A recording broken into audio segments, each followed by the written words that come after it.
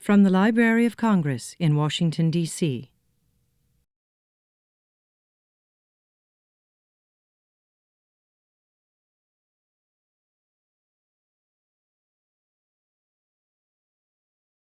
Good afternoon, everyone. My name is Peggy Pearlstein. I'm head of the Hebraic section here in the African and Middle Eastern Division Reading Room. Welcome to today's program, where Michal Govrin will be speaking about her newly translated book, Hold On to the Sun. Before we begin, I'd like to introduce you to Mr. Jay Kaplan, who's on the literary committee of the DC Jewish Community Center, and he will talk a bit about the literary festival, which has started, and which Michal Govrin is part of. So that today's program is being co-sponsored with the District of Columbia Jewish Community Center and the Embassy of Israel. Thank you, Peggy, and I would like to also welcome everybody to the Hyman S. and Frida Bernstein Jewish Literary Festival. I'm a member of the Literary Festival Committee. The festival runs from October 17th to the 27th. Last night was our opening ceremony, and we have a number of very interesting speakers. The purpose of the festival is to bring new and emerging Jewish writers, not also Jewish, who have from across the globe, who have published more recently, and we bring them to Washington to talk to you this way. We have two more events focusing on Israel and Israelis. We have a film tonight at 7:30 at the DCJCC by Syed Kashua, Forever Sacred. And on Sunday, October 24th at 12 o'clock, the writer and comedian Joel Chasnoff will read from his book, the 188th Crybaby Brigade, a skinny Jewish kid from Chicago fights Hezbollah, a memoir, no less. He's still around. There is one change in the program which you have in front of you. That is, Sarah Silverman will not be coming. Instead, we have Sean Willens, a professor of history from Princeton University, who's going to be talking on his new book dealing with, as a joke, the very famous American Jewish singer Robert Zimmerman, who of course is also better known as Bob Dylan. I want to give a special thanks to the Washington, D.C. board member and founding chair of our festival, Tamara Handelsman, and her husband, Harry Handelsman, for everything they have done and continue to do on behalf of the festival and to support it. And I also would like to take a moment to recognize our chairs, Deborah Carliner and Michael Singer, who are the festival co-chairs, as well as, of course, the literary committee. Finally, we want to thank Peggy and the Library of Congress Hebraic section and our colleagues at the Israeli Embassy for sponsoring this wonderful talk by Michal, and now I'll turn it back to Peggy.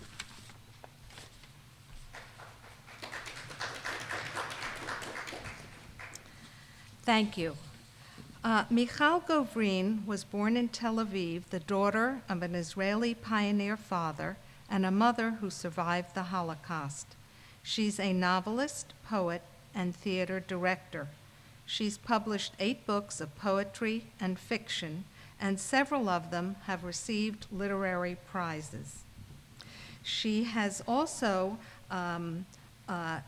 edited her father, Pinchas Govrin's We Were as Dreamers, a Family Saga.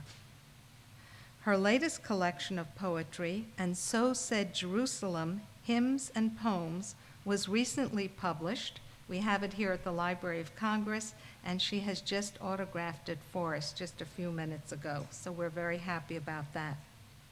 Michal Govrin received her PhD at the University of Paris for her thesis, Contemporary Sacred Theater, dealing with theater and religious ritual.